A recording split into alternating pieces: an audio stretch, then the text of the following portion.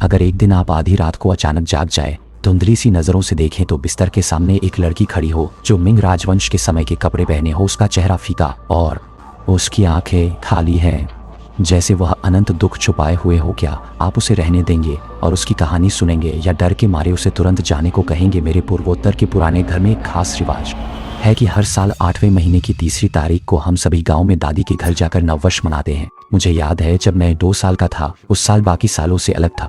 हम नववर्ष के तीसरे दिन से कुछ दिन पहले ही दादी के घर चले गए थे। शहर की तुलना में गांव में नववर्ष का माहौल बहुत ही गहरा होता है। कई घरों में पहले से लाल लालटेन ऊंचे लटकाए जाते हैं। गांव के हर घर में नववर्ष की तैयारियां चल रही होती है। उस समय मैं खेलकूद में व्यस्त था, घर के कामों में मदद नहीं कर पाता था। मैं रोज गांव में इधर उधर भागता रहता था। उस दिन दिसंबर की 24 तारीख की दोपहर थी। मैं गांव के पश्चिमी पहाड़ की ओर दौड़ रहा था। अचानक मेरे पैरों के नीचे एक कब्रिस्तान दिखा। क्योंकि गांव के लोग गहरे पत्ते वापस जड़ में लौटते हैं के विश्वास में रहते हैं, इसलिए आमतौर पर वे अपने गुजर चुके रिश्तेदारों को वहीं दफनाते हैं। हर कब्रिस्तान पर सफेद बर्फ की एक परत होती है और गांव की हलचल की तुलना में वह जगह बहुत शांत लगती है। उन विभिन्न आकारों की कब्रों को देखकर मुझे कोई डर नहीं लगा, बल्कि एक तीव्र जिज्ञासा ने मुझे प्रेरित किया। हालांकि मैं जानता था कि कब्रिस्तान में बिना अनुमति जाना ठीक नहीं है। आखिरकार लोग अक्सर कहते हैं कि नए साल के करीब के बीच की सीमा धुंधली हो जाती है, शायद कुछ अशुद्ध चीजें बाहर आ जाती हैं।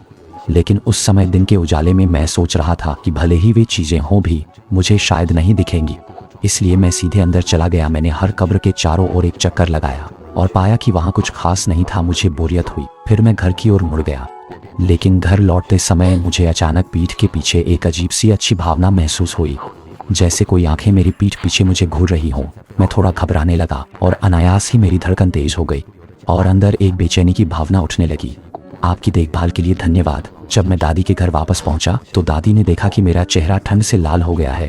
तुरंत मुझे आग के पास बैठने के लिए बुलाया। जब मैं उस गर्म आग के पास बैठा तो मेरे दिल की वो अनजानी बेचैनी धीरे धीरे दूर हो गई। कौन सोच सकता था कि उस रात मैंने एक ऐसी घटना का अनुभव किया जो आज भी याद आते ही मुझे डराता है। रात को घर के सभी लोग सो चुके थे। मैं और दादी भी आग के पास लेटे थे। थोड़ी देर में मैं सपनों की दुनिया में चला गया। पता नहीं कितनी देर सोया। धुंधली नींद में मुझे पेशाब की तलब महसूस हुई। गांव के रसोई घर में अक्सर रात में पेशाब के लिए एक बर्तन रखा होता है ताकि आसानी हो। इसलिए मैंने अपनी आंखें मली और धुंधली धुंधली उठकर टॉयलेट गया। टॉयलेट से वापस कमरे की ओर जाते समय मुझे अचानक एक अजीब सी हवा महसूस हुई और मेरे मन में एक अनजाना डर उठने लगा। एक बहुत ही तीव्र भय की भावना हुई। दिल की धड़कन अनायास तेज हो गई, जैसे कोई अदृश्य चीज मुझे घूर रही हो। कमरे में लौटते ही मैं ठिठक गया। मेरे सामने अचानक एक छोटी बालों वाली महिला खड़ी थी, जिसने छोटे हाई हील्स पहने थे। उसके कलाई में एक हरे रंग की पन्ना की चूड़ी भी थी। कांपा तो मादाएं खाओ। हालांकि उस समय मेरी उम्र कम थी, लेकिन उसकी खूबसूरती ने मुझे पल के लिए हैरान कर दिया। लेकिन उसका पीला चेहरा और खाली आंखें मुझे सिहरन से भर देती थी। कर सकूं कि मैं गलत तो नहीं देख रहा, लेकिन वह वहीं खड़ी थी, बिल्कुल हिली नहीं। मैं डर के मारे पूरी तरह कांप रहा था और मुंह में लगातार अमिताभ बुद्ध और राक्षस जैसे शब्द दोहरा रहा था। मैंने कहा, जल्दी हटो, लेकिन उसने कोई प्रतिक्रिया नहीं दी और चुपचाप मुझे देखती रही। मैंने हिम्मत जुटाई और हकलाते हुए उससे पूछा, तुम कौन हो? यहाँ खड़ी क्यों हो?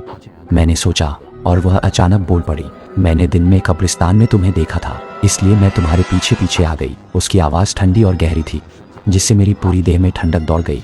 मैं जल्दी से बोला, मैं फिर कभी नहीं आऊँगा, जो आमतौर पर बहुत हल्की नींद में होती थी।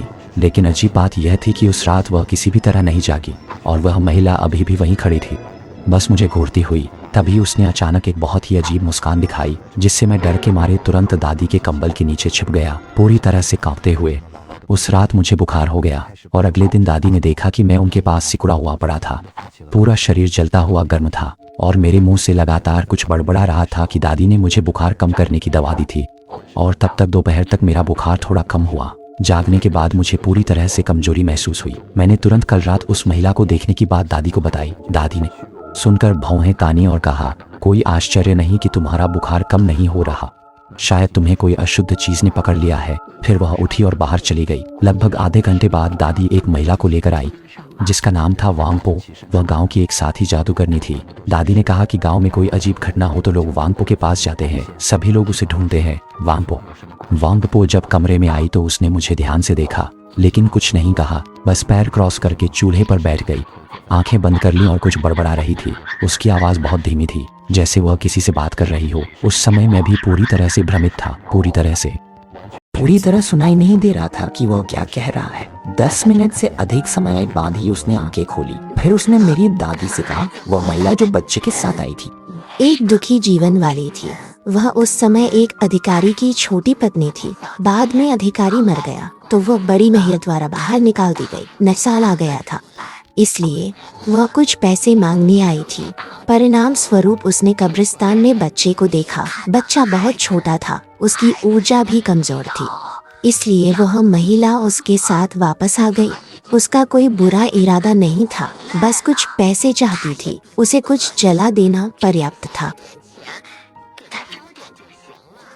फिर वांगपो ने कागज जलाने के तरीके, स्थान और दिशा विस्तार से समझाई। दादी ने सब कुछ ध्यान से नोट किया। उसी रात दादी ने वांगपो के निर्देशानुसार गंभीरता से एक गट्ठर पीले कागज को मेरे पास लेकर पढ़ना शुरू किया। कहा, जल्दी जाओ, यह तुम्हारे लिए पैसे हैं। वह अभी छोटा है, इसलिए इस बच्चे को परेशान मत करो। लेकिन अजीब बात यह थी कि दादी ने कागज जलाने के बाद उस रात मैं बहुत आराम से सो पाया। अगले दिन जागने पर जलन कम हो गई और मैं बहुत हल्का महसूस करने लगा। बाद में मेरी माँ डर गई कि मुझे फिर ऐसी कोई बात न हो, इसलिए वो विशेष रूप से वांगपो के पास गई और मेरे लिए एक ताबीज लेकर आई, जिसे मैंने अपने पास पहन लिया। तब से मुझे ऐसी कोई अजीब घटना नहीं हुई, कोई विचित्र या अजीब।